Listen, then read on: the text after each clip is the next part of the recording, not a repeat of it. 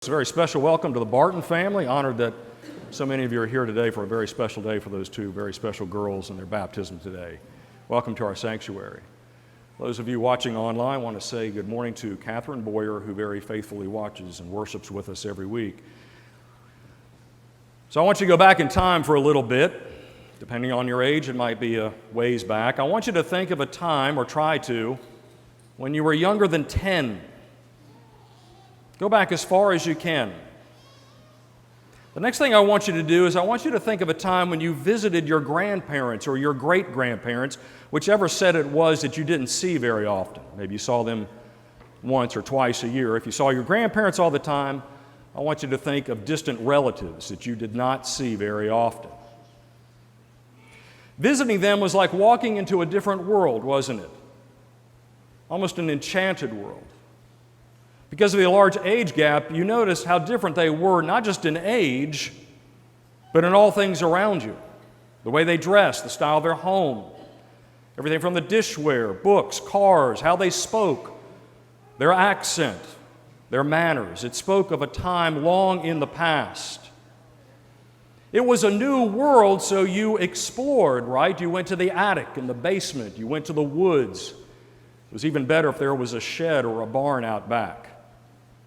And all the while, your senses were alive. Different smells. Maybe there's an old oil heater in the living room. Smell of mothballs in the closet. Damp basements. And you looked at pictures of people you didn't know, and you had to ask who they were because you had never met them and you probably would never meet them. There was a lot of wonder in those visits.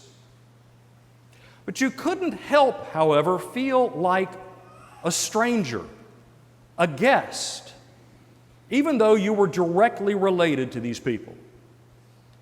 And you probably would have forever felt like a stranger had not one particular moment happened, and thankfully it probably happened many times during the visits. It was when your grandparents or relatives hugged you. The moment you embraced in each other's arms, and they told you how wonderful it was to see you finally after so long.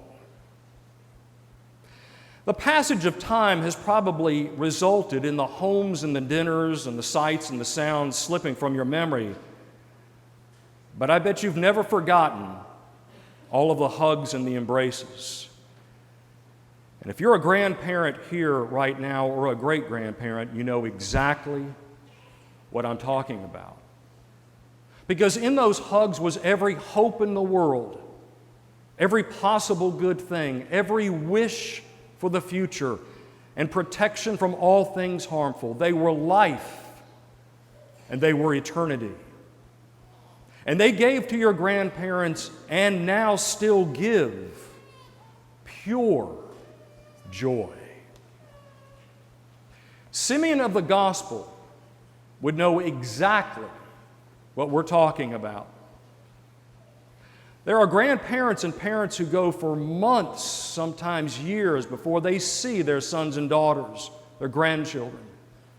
The waiting, the prayer, clinging to the promise that you would see them and hold them, and then finally embracing them. When Simeon held the baby Jesus in his arms and lifted him up, and he said, "Lord, lettest thou thy servant depart in peace, for my eyes have seen thy salvation." You know he meant every word of it. And when he spoke words about now departing in peace, it meant that his whole life was fully complete. We are told that Simeon went to the temple, and it wasn't his first time either, and that Anna never left the temple.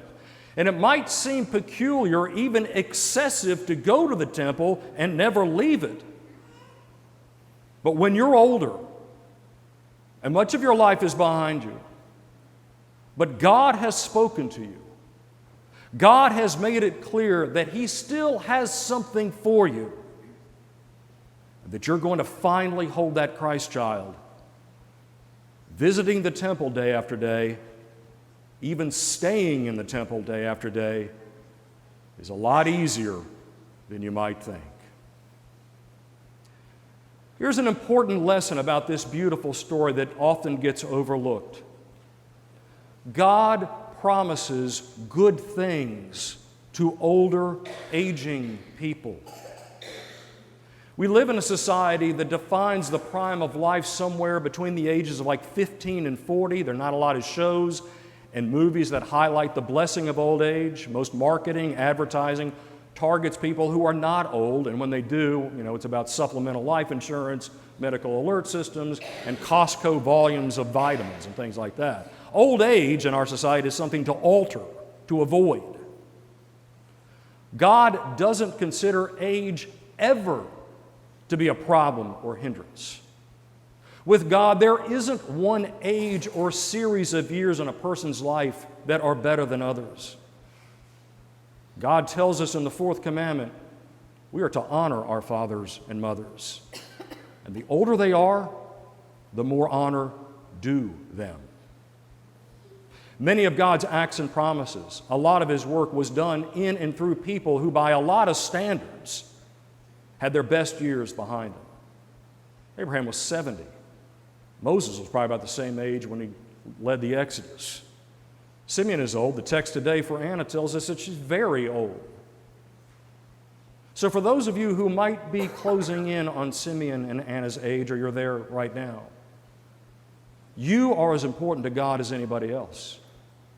You have a purpose as much as anybody else. What was their purpose? It was to speak godly words to Mary and to Joseph and to us. And you can bet that Mary and Joseph really took to heart what Simeon and Anna said, because Mary and Joseph were new parents. But Mary and Joseph also listened attentively because they knew that Simeon and Anna were people of faith. So here's a word to all of you beautiful aging folks, say between the age of Pastor Mark, who is a ripe 60, and Ken Lewis, who is 102 years old. Please keep staying with God. Stay with God.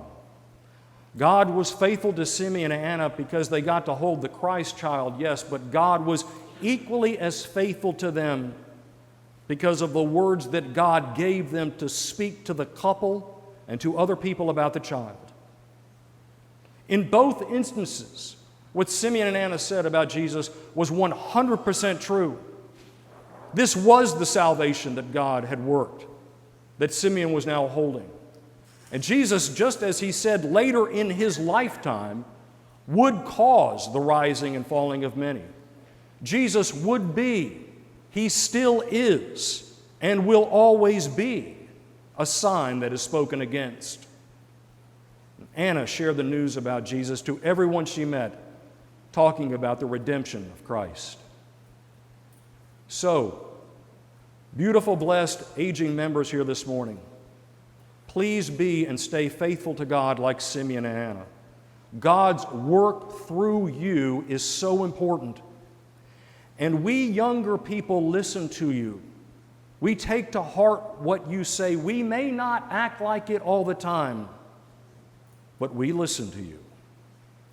You are instruments of God. Now, the main lesson of the story. Jesus is the Christ child. And Simeon was blessed to hold that child, and he saw in Jesus the promised Messiah. My eyes haven't merely seen a beautiful baby or a son born to a couple. My eyes have seen thy salvation. How about you? What do you see in baby Jesus? During Christmas, we sing, "What child is this?" And Jesus, of course, when He is older, will rephrase that question when He says, "Who do you say I am?"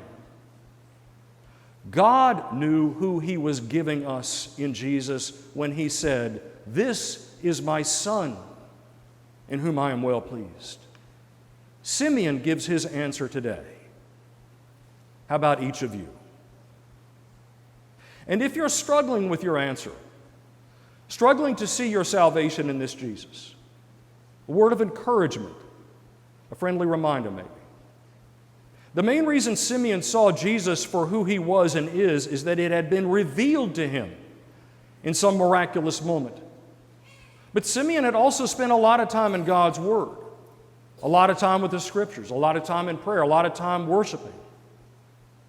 If the Christ child's identity or reality is difficult to grasp for you and you find it elusive, I would encourage you, perhaps, do less searching for the person and identity of Jesus on social media and the web. Please more in the Scriptures, more in prayer. Spend more time with the beautiful aging people of God that He's put in your life. It was revealed to Simeon that baby Jesus was the Messiah. But here's the deal. All people have it revealed to them. No person who ever came to faith in Jesus came to faith because of what somebody else said about Jesus. They were converted because it was revealed to them. Don't pray for facts or information or proof or miracles. Pray for revelation, and God will give it to you. There wasn't a sign around Jesus' neck that said, "This is the Messiah." There wasn't an illuminated sign outside that said, "This way to the Christ child." Simeon saw Jesus as the Christ the same way all people see Jesus as the Christ, through eyes of faith. Faith sees the Christ. A lot of very intelligent people believe in Jesus Christ. Were you to ask these same people why they believe in Jesus, most of them are probably going to respond to you in a manner that's not very satisfying or convincing. They're probably going to say something like, "Well, at the end of the day, I can't put a finger on one reason as to why, I just do." That's not an ignorant response. That's a faith response. It's a faith response. Simeon and Anna had lived a long time. Holding the Christ child gave a long life fulfillment. It gave their life depth, richness that only faith offers. And if you're a person here this morning and life seems to be missing something, and you sense a void that work can't and won't fill, presence didn't do the trick either, it could very well be that the remedy, or a large part of it, lie in faith in Jesus Christ. May God grant this for you. Last couple minutes. Martin Luther takes what I think is a little liberty with this text, but his point is well taken. Because no other names are listed in the story, Luther concludes that Simeon and Anna are the only people in all of Jerusalem who are even in the temple worshiping and praising God. 2 people, according to Luther, out of thousands, who have God on their mind, who go to the trouble of even going to the temple to worship, and the only people who give thanks to God for the Christ child. And this is very relevant for this damp, sleepy Sunday morning. A handful of folks here, beautiful folks like Simeon and Anna. God bless you, and God has blessed you to be here, to give thanks to God, to believe, and to celebrate the birth of the Christ child. At the beginning of the message, I asked you to go back in time. Now I want you to try to go forward as much as we are able to. We really don't know what heaven is going to be like.